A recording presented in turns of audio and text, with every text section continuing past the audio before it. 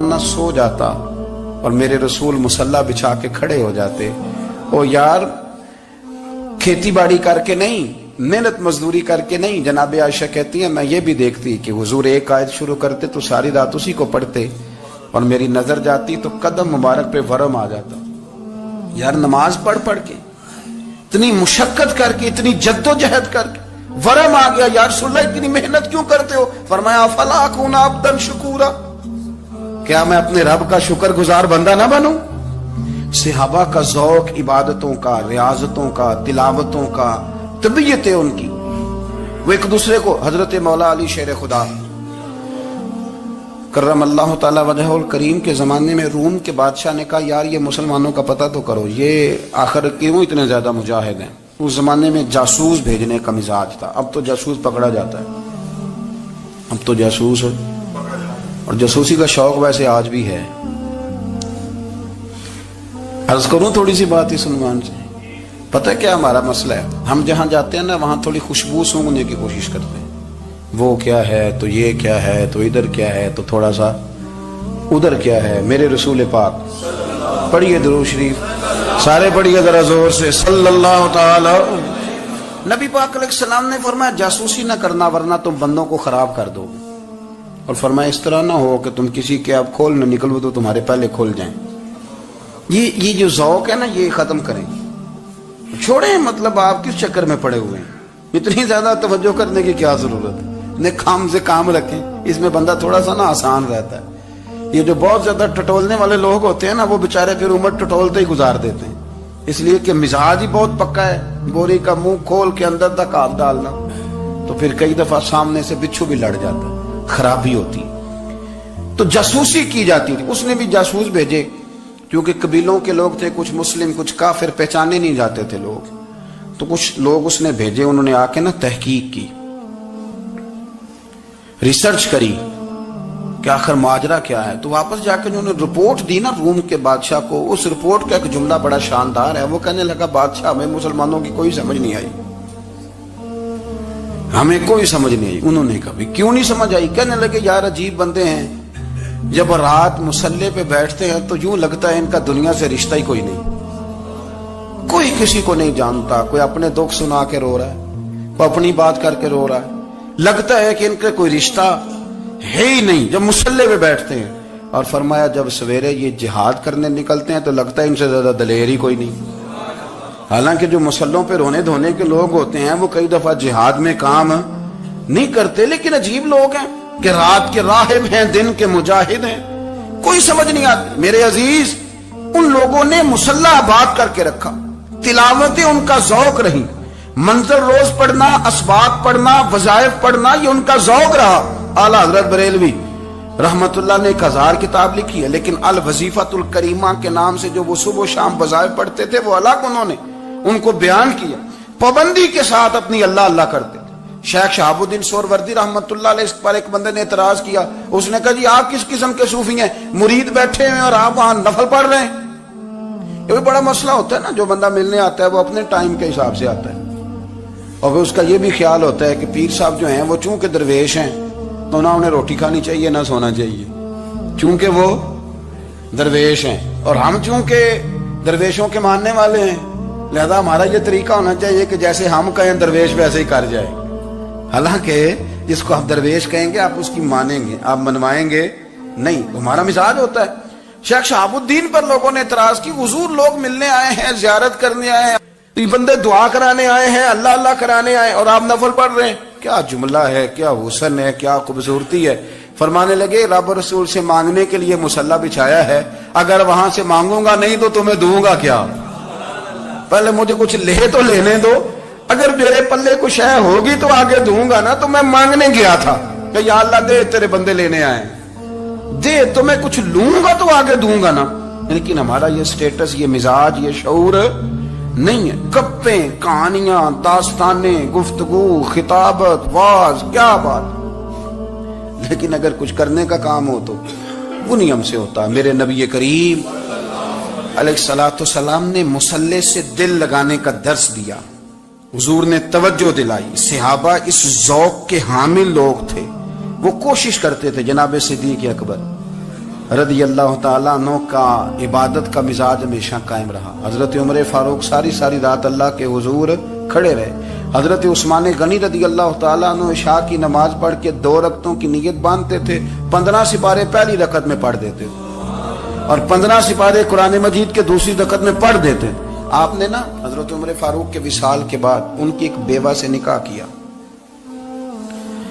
حضرت عثمان غنی نے نکاح کیا۔ وہ خاتون آپ کے نکاح میں آئیں تو عرض کرنے لگی امیر المومنین میرے لیے اعزاز تو بہت ہے کہ میں امیر المومنین کی بیوہ تھی تو امیر المومنین کی منکوحہ ہو گئی ہوں، لیکن حضور نہ تو میں جوان ہوں کہ میرے اندر رغبت ہوتی اور نہ میں اب اس قابل ہوں کہ کوئی خدمت کر سکوں، میرے ساتھ نکاح کی وجہ کیا بنی؟ تو عثمان غنی رو پڑے، فرمانے لگے میں نے عمر فاروق کو مسجد میں دیکھا ہے، عدل کرتے دیکھا ہے، انصاف کرتے دیکھا ہے، امت کی خیر خواہی کرتے دیکھا، تمہارے ساتھ نکاح اس لیے کیا ہے کہ تم مجھے یہ بتاؤ کہ عمر فاروق گھر کے اندر اپنے رب کو کیسے راضی کرتے، گھر کے اندر کیسے راضی کرتے تھے، وہ طریقے بتلاؤ، تم بتاتی جانا اور میں بھی اسی طرح گھر میں عبادت کروں۔ میرے رسول کریم علیہ السلام نے ارشاد فرمایا، حضور فرمانے لگے جس گھر میں اللہ کا ذکر ہوتا ہے وہ گھر زندوں کا ہے، اور جس گھر میں رب کریم کا ذکر نہیں ہوتا وہ گھر زندوں کا نہیں ہے۔ گھر نا ہم نا کتابوں میں پڑھتے ہیں کہ ایک بزرگ کہتے ہیں، حضرت فضیل بن ایاز کہتے ہیں کہ میں ایک گلی سے گزر رہا تھا تو گھر کے اندر کسی قاری صاحب نے قرآن کی آیت پڑھ دی، ولی من خاف مقام ربہ جنتان، میں تے میرے کانوں سے ٹکرائی تو اللہ نے میری کایا ہی پلٹ دی، میں توبہ کر گیا۔ اب گھر کے اندر سے آواز آئے تو صحیح نہ تلاوت کی، پر اندر سے آواز آتی نہیں ہے، ڈیک بجنے کی آواز آتی ہے یا ٹی وی چلنے کی آواز آتی ہے یا دھوم مچانے کی آواز آتی ہے۔ عبادت کا وہ جو خاص شوق تھا، وہ جو حسن تھا، وہ جو توانائی تھی، وہ جو بات تھی۔ ایک جگہ پہ ہم بیٹھے تھے تو وہاں ایک صاحب آئے اور انہوں نے آتے ہی کہا کہ مہربانی کریں ذرا مجھے مصلی دے دیں، میرے نہ کچھ نفل رہ گئے۔ تو میں نے وضو کر لیا تو کوئی مصلی مل جائے، مصلی انہیں دے دیا گیا، وہ مصلی لے کے چلے گئے تو پیچھے ایک صاحب نے تبصرہ کیا، کہنے کتنا ریاکار بندہ ہے، لوگوں کو دکھا رہا ہے کہ میں نفل پڑھتا ہوں، ہے کوئی بات کرنے والی؟ میں نے اسے کہا، میں نے کہا تو مہربانی کرنا اس طرح کی ریاکاری تو بھی کر، پکڑ مصلی اور جا تو بھی تھوڑی ریاکاری کر کے آ، اٹھ ذرا شکر کر، کوئی یہ ریاکار بھی ملا ہے، کوئی نفل پڑھ کے ریاکاری کر رہا ہے۔ اللہ کا میں کہتا ہوں کو پڑھے تو صحیح نہیں، یہ کوئی دور ہے نفل پڑھنے کا؟ اس میں تو لوگوں کا مزاج ہی نہیں، طبیعت ہی نہیں۔ میں نے کہا چل مہربانی کر یہ لے مصلی اور تو بھی جا تھوڑی سی ریاکاری کرو تو صحیح نا، مزاج ہی نہیں، ذوق۔ جمعے کی نماز پڑھ کے یوں دنیا بھاگتی ہے، او ہو پتہ نہیں کون سی پیچھے آگ تھی جو بجھائی جائے گی، اور آج تک لوگ مسئلہ پوچھ رہے ہیں کہ جمعے کی بعد والی سنتیں کتنی ہوتی ہیں۔ میں نے کہا کتنے سال ہو گئے جمعہ پڑھتے، کتنے سال ہو گئے، ابھی تک سنتوں کا نہیں پتا، ابھی تک نے علم کے پہلے کتنی رکھتے ہیں اور بعد میں کتنی رکھتے ہیں۔ فجر کی سنتیں کب پڑھنی چاہیے، سنو فجر کی سنتوں کے بارے میں۔ میرے رسول کریم سید عالم صلی اللہ تعالی علیہ وسلم سے ایک صحابی نے پوچھا تھا، حضور میری فجر کی سنتیں رہ گئیں یا رہ جاتی ہیں تو حکم کیا ہے؟ کیا انداز ہے حضور کا؟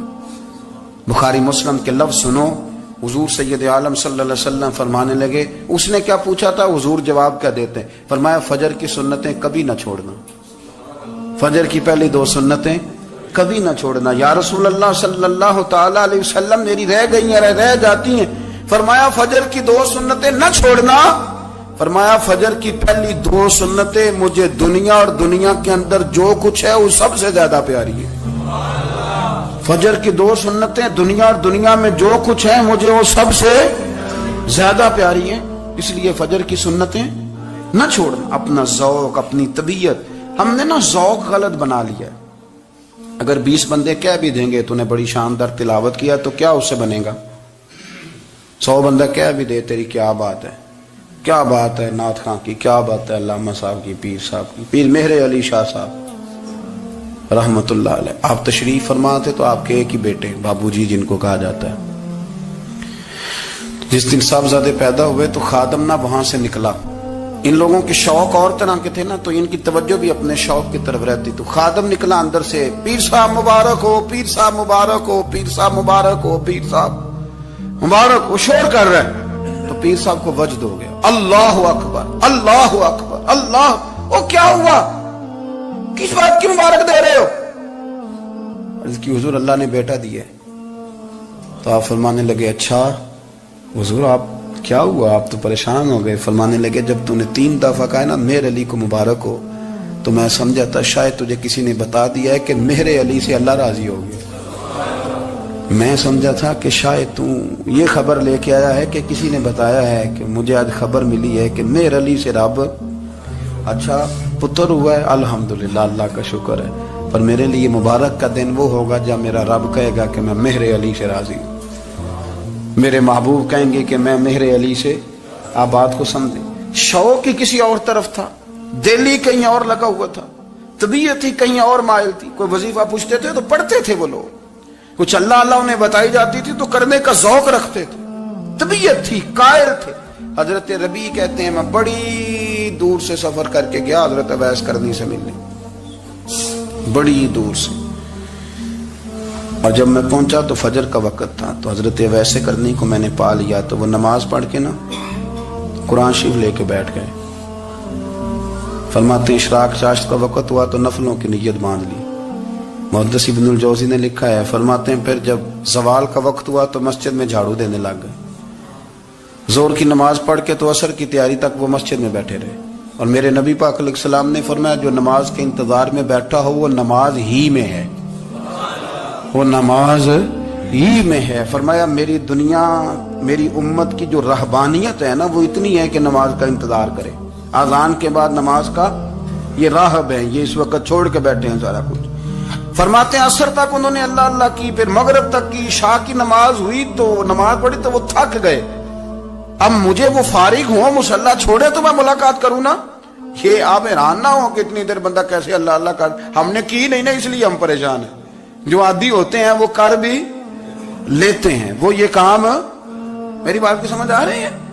जब जाते हो किसी दफ्तर में तो 8 घंटे खड़े रह लेते हो ना, मजबूरी होती है तो खड़े रहा जा सकता है। पासपोर्ट के दफ्तर बोलिए, इमिग्रेशन की लाइनों में, और मैंने तो एम्बेसियों में बंदे 12-12 घंटे पहले जाके खड़े देखे, रह लेते हैं खड़े। तो अगर इन कामों के लिए रहा जाता है तो अल्लाह रसूल के लिए भी खड़े रहा जा सकता है। तो फरमाने लगे कि जब इशा की नमाज के बाद आखिर इंसान थे, थक गए, नींद का गलबा हुआ तो थोड़ी ऐसे आंख बंद हुई तो खोली तो रोने लगे।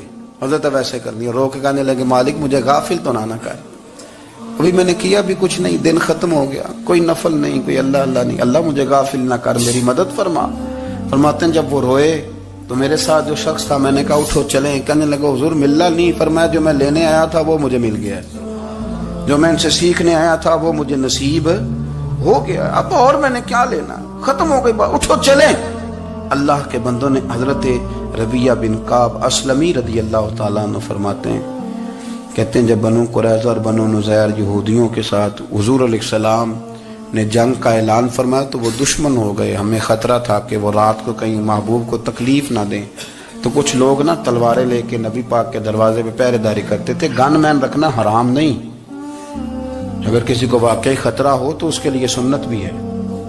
हजरत अलीउल मुर्तज़ा तलवार लेके हुजूर के घर का पहरा देते थे। हजरत रबिया बिन काब असलमी रदी अल्लाह ताला अन्हु फरमाते हैं कि रात मेरी ड्यूटी थी कि मैं हुजूर के घर का पहरा दूंगा। तो फरमाते हैं मैं बाहर सुन रहा था, सारी रात ही मेरे नबी पाक ने अल्लाह की तस्बीह पढ़ी, सारी रात, कभी तस्बीह, कभी तहलील, कभी तहमीद, कभी तकबीर, सारी रात। फरमाते हैं सारी रात हुजूर पढ़ते रहे और सारी रात ही मैं सुनता रहा। मुझे ऊँघ आ गई, मेरी आंख लग गई, हुजूर अभी पढ़ रहे थे, मैं थक के सो गया। और फरमाते हैं जब मेरी आंख दोबारा से खुली तो मेरे कानों में फिर कोई चीज गूंजी, तो मैंने कान लगाया तो मेरे हबीब अभी भी अल्लाह को याद कर रहे। सारी सारी रात हुजूर रब की इबादत करते। इसीलिए तो कहा या अय्युहल मुज़म्मिलु कुमिल लैला इल्ला कलीला, हबीब सारी रात तो ना जागा कर, थोड़ा आराम भी कर लिया कर। मेरे भाई अपना मुसल्ला, अपनी इबादत, अपने वज़ाइफ, अल्लाह अल्लाह जो आपने किसी से सीखी है उसको कभी कमजोर ना होने दें। शजरा शरीफ जो किसी बुजुर्ग से आप ले लेते हैं तो क्या रस्म है कोई, उस पर कुछ लिखा होता है, वो पढ़ने के लिए दिया जाता है, उस पर लिखा होता है कि ये अल्लाह अल्लाह आपने करनी है। सारी जिंदगी किसी स्कूल में दाखिल हो गए और वहां जाके आप निसाब ही ना पढ़ें, किताब ही ना खोलें तो पास हो जाएंगे? وہ کہتے ہیں میں 20 سال جاتا رہا ملا کچھ نہیں. تو آپ نے لیا کیا ہے؟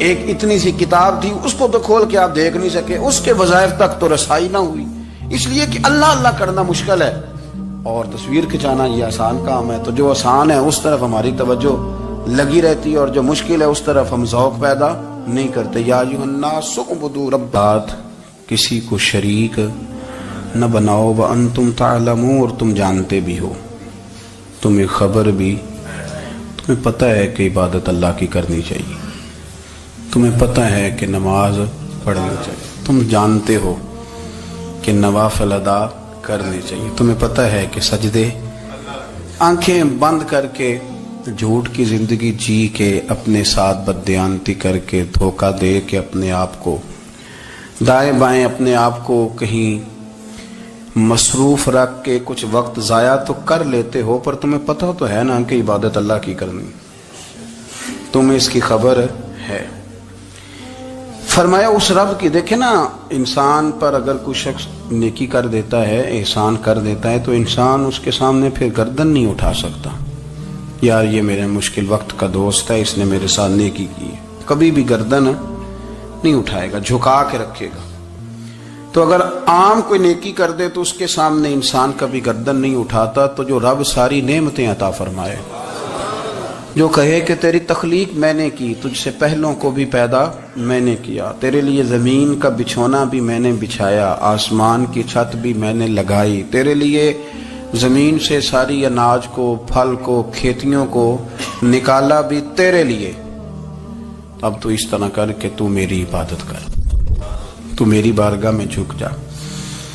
بہت سارے نشے لوگوں کو لگے ہوئے ہوتے ہیں, ہر آدمی کوئی نہ کوئی نشہ کرتا ہے, کوئی دولت کا کرتا ہے, کوئی شہرت کا کرتا ہے, کوئی اپنی تعریف کا نشہ کرتا ہے, 2-4 لوگوں سے تعریف سن کے مطمئن ہو جاتا ہے. ناراض تو نہیں ہو گیا اس جملے سے آپ؟ کرتے ہیں لوگ دولت کا نشہ بھی. یہ جب نقصان ہوتا ہے تو بندے بیمار نہیں ہو جاتے, پیسے ڈوب جاتے ہیں تو لوگ بیمار نہیں ہو جاتے, تو اس کا مطلب یہ ہوتا ہے کہ نشہ ٹوٹ گیا ہے. اب بہک ہوئے ہیں نا تھوڑے سے تو کانپتے ہیں, تڑپتے ہیں, پریشان. نشہ ہی اسی طرح ہی کرتا ہے نا, نہیں ملتا تو پریشان ہوتا ہے. یہ سارے نشے ہیں, مختلف قسم کا نشہ. ہم مانتے نہیں اس بات کو, تسلیم نہیں کرتے, کیونکہ تسلیم کرنا بڑا مشکل کام ہے. اس کے لیے تو بڑی ساری چیزیں جو ہیں وہ دبوچ کے اور بڑی سارے رستے پھلانگ کے آنا پڑتا ہے, تو بڑا مشکل ہے ماننا, ورنہ کرتے ہیں ہم, ہمارا مزاج ہے. یہ گھومنے پھرنے کا, دنیا دیکھنے کا بھی ایک نشہ ہے, یہ بہت ساری باتیں کرنے کا بھی ایک نشہ ہے, گپ شپ کا بھی ایک نشہ ہے. 2-4 لوگوں کی جب تک پگڑیاں نہ کھول لیں, بعض لوگوں کو نیند نہیں آتی. یہ غیبت کا, چغلی کا, بددیانتی کا, یہ بھی ایک نشہ ہے. اس پر ملا رومی رحمت اللہ نے بڑا کلام لکھا ہے. وہ کہتے ہیں مانگ کے کھانے کا بھی نشہ ہے, مانگ کے کھانے کا بھی نشہ ہے. وہ کہتے ہیں کہ ایک بھیک مانگنے والی خاتون تھی, تو بادشاہ کے پاس بھیک مانگنے آئی, تو بادشاہ کو پسند آ گئی, اس نے شادی کر لی. اب اس کو عادت تھی بھیک مانگ کے کھانے کی, تو وہ کنیزوں سے کہا کرتی تھی کہ فٹافٹ نہ روٹی لے کے آیا کرو, میں 2-3 دفعہ مانگوں تو پھر لایا کرو, چونکہ ایک نشہ ہے نا, تو میں مانگوں 2-4 دفعہ تو پھر. تو انسان بہت سارے نشے کرتا ہے, یہ مانتا نہیں. یہ موبائل, یہ فیس بک, یہ سارے نشے ہی ہیں. اپنی فوٹو لگا لینا, سارا دن اسی کو دیکھتے رہنا. اور بڑے بڑے سیانے بندے جو وزادار ہیں,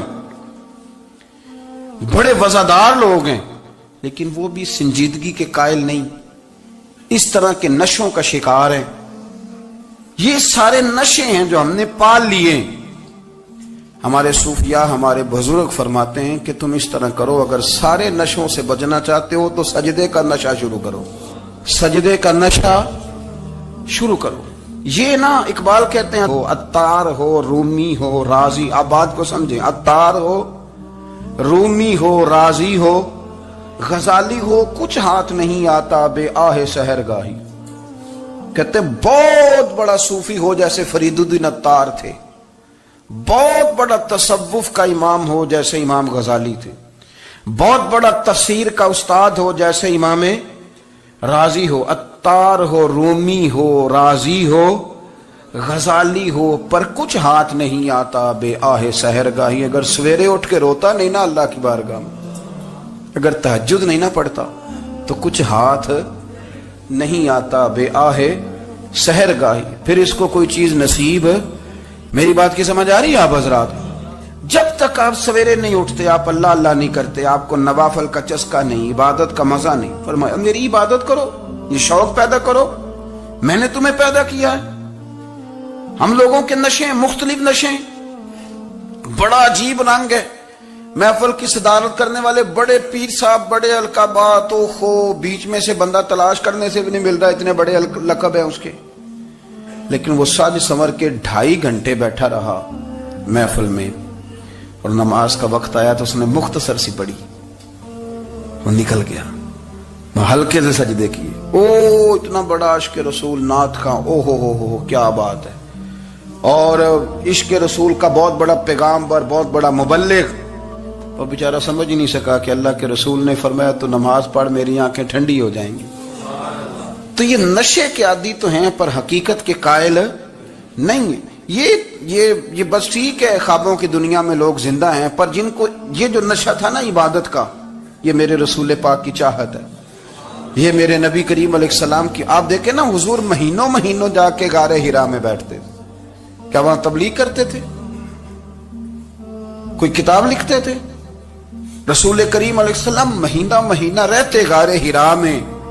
کوئی نہ مجھے دیکھے, کوئی نہ مجھے ملے. حضور یہاں کیا ہے؟ فرمایا میں اپنے رب کی عبادت کروں گا.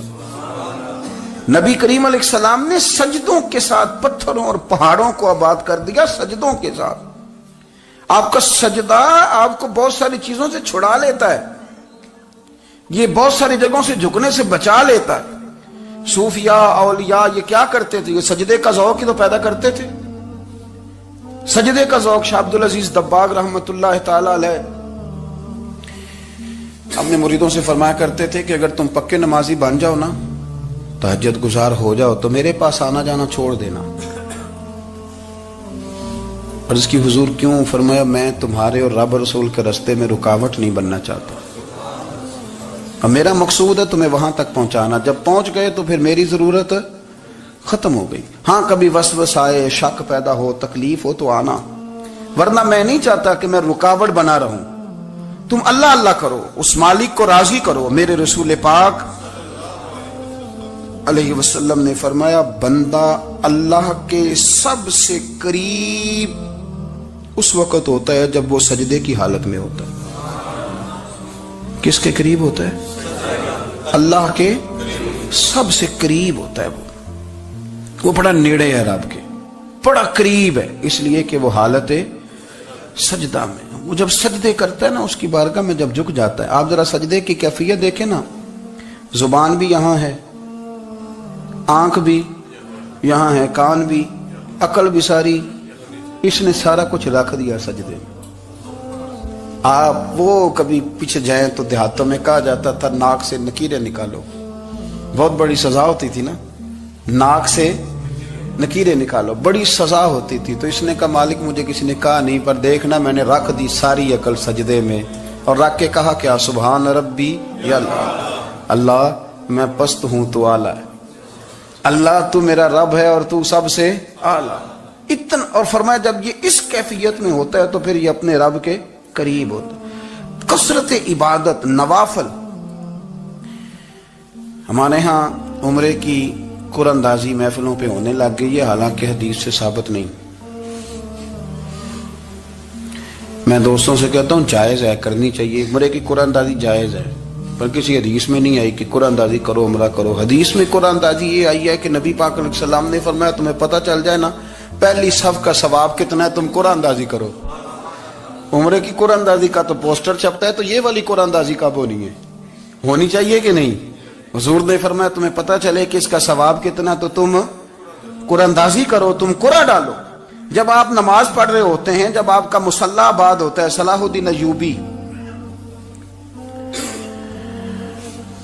ایک بزرگ سے ملاقات ہو گئی, بیت المقدس پر قبضہ تھا عیسائیوں کا, تو صلاح الدین بڑے پریشان تھے. وہ بابا جی کہنے لگے پتر کیا ہوا؟ کہنے لگے حضور پتہ چلا ہے دشمن کے 2 بحری بیڑے اسلحہ لے کے آ رہے ہیں.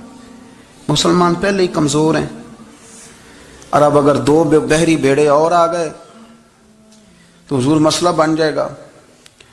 تو میں پریشان ہوں کہ کس طرح یہ کم مسئلے والی ہماری فوج ہے کیسے مقابلہ کرے گی. تو بابا جی کہنے لگے پتر اس طرح کرنا آج رات تو بھی دعا کرنا اور میں بھی کروں گا.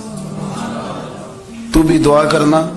آپ ناراض نہ ہونا، ہم تو پیروں والے ہیں، ہم تو پیروں کے نوکر غلام ہیں، ہمارا تو گزارا ہی نہیں، ہمیں تو ملتا ہے سارا کچھ وہاں سے. پر میرا سوال یہ ہے کہ تعویذ لینے جاتے ہو نفل کیوں نہیں پڑھتے؟ رات اللہ اللہ کیوں نہیں کرتے؟ یہ بھی تو ہمارے بزرگوں کا ہی طریقہ ہے، انہوں نے تو ہمیں سکھایا ہے. صلاح الدین ایوبی سے بزرگوں نے کہا کہ رات آج نا اللہ اللہ کرنا تو میں تیرے لیے دعا کروں گا، تو بھی دعا کرنا. تو بندہ جب دکھی ہوتا ہے تو سجدہ کرتا ہے تو پھر ہی تو مصلی بھیگ جاتا ہے، پھر ہی تو مزہ آتا ہے. سکھی بندہ تو کعبے جا کے نہیں روتا. دکھی تھے، تکلیف تھی تو سر رکھا سجدے میں تو تڑپ گئے. اور وہ بابا جی کہتے ہیں میں مسجد آیا تو صلاح الدین چیخے مار کے رو رہا تھا اور کہہ رہا تھا مالک میں کوئی اپنی شان کے لیے تو نہیں نہ لڑ رہا، اللہ کو میں کوئی قبضوں کے لیے تو نہیں لڑ رہا، مالک تیرے لیے لڑ رہا ہوں، مجھے بے آبرو نہ کرنا، میری مدد فرمانا. کہتے ہیں میں آیا تھا کہ مسجد میں دعا کروں گا، پر صلاح الدین ایوبی کو روتے دیکھا تو میں لوٹ گیا. تو سویرے صلاح الدین ملے تو بڑے خوش تھے. میں نے کہا پتر کیا ہوا؟ کہنے لگے حضور وہ بحری بیڑے 2 آ رہے تھے نا اسلحہ لے کے، دونوں ڈوب گئے پانی میں ڈوب گئے. تو بابا جی کہنے لگے صلاح الدین وہ پانی میں نہیں ڈوبے، وہ تیرے آنسوؤں میں ڈوب گئے، وہ غرق ہو گئے. وہ جو تو نے مصلی بات کیا تو وہ تیرے آنسوؤں میں ڈوب گئے، وہ غرق ہو گئے، وہ تباہ اتنے قیمتی تھے تیرے آنسو کے بہا لے گئے دشمن کے بحری بیڑوں کو. میرے بھائی ٹھیک ہو گیا جی، میرے عزیز سمجھ لیں اس بات کو ہمیشہ کے لیے اور اس پر غور کر لیں اچھے طریقے سے کہ میرے رسول کریم سید عالم صلی اللہ علیہ وسلم نے نا ہماری توجہ دلائی، حضور نے ہمیں بتلایا، ہمارا ذوق بڑھایا عبادت کی طرف. ایک صحابی تھے حضرت ابو فاطمہ رضی اللہ تعالیٰ عنہ، یہ ترمذی شریف کی حدیث ہے. نبی پاک علیہ السلام نے فرمایا ابو فاطمہ قیامت کے دن مجھ سے جلدی ملنا چاہتے ہو کہ دیر کے ساتھ؟ تو کہنے لگے حضور کون ہوگا جو دیر سے ملنا چاہے گا، ہم نے تو جان دے دی وعدہ دیدار پر. اعلیٰ حضرت فرماتے ہیں جان دے دی وعدہ اور نقد اپنا دام ہو ہی جائے گا. مجھے لگتا ہے کہ یہ سودا نقد و نقد ہو جانا ہے، چونکہ ہم نے جان دے دی وعدہ دیدار پر. آپ نے وعدہ کیا تھا کہ مریں گے تو پھر زیارت ہوگی، تو مر گئے ہم زیارت کی خاطر. جان دے دی وعدہ دیدار پر تو نقد اپنا دام ہو ہی جائے گا. اے رضا ہر کام کا ایک وقت ہے، دل کو بھی آرام ہو ہی جائے گا. تو حضرت ابو فاطمہ رضی اللہ تعالیٰ عنہ سے نبی پاک صلی اللہ علیہ وسلم نے فرمایا جلدی ملنا چاہتے ہو کہ دیر سے؟ اس کی حضور فٹافٹ ملنا ہے، میں نے قیامت کے دن آپ سے جلدی ملنا ہے. تو نبی پاک علیہ السلام نے فرمایا پھر اس طرح کرنا، دنیا میں رہ کے سجدے زیادہ کرنا، پھر سجدے زیادہ کرنا، قیامت میں ملاقات جلدی ہو جائے گی، قرب ملے گا تمہیں. اپنے بچوں کے اندر دیکھیں نا ہم شوق پیدا کرتے ہیں، ہمیں صحیح لفظ نہیں بولنے آتے پر ہم بچوں میں شوق پیدا کرتے ہیں کہ پتر ڈاکٹر بن جائے گا تو بڑا نفع کرے گا، تو لوگوں کی خدمت کرے گا، ملک و ملت کی خدمت کرے گا، تیرے ابا کا نام روشن ہوگا، تیرے دادا کی تعریفیں ہوں گی. ہم یہ ذوق پیدا کرتے ہیں. ہم اپنے نوجوانوں کے اندر یہ فکر پیدا کرتے ہیں، انہیں ہم سمجھاتے ہیں کہ میاں جب تم پڑھو گے محنت کرو گے تو فلاں آدمی کی طرح تمہارا نام ہوگا.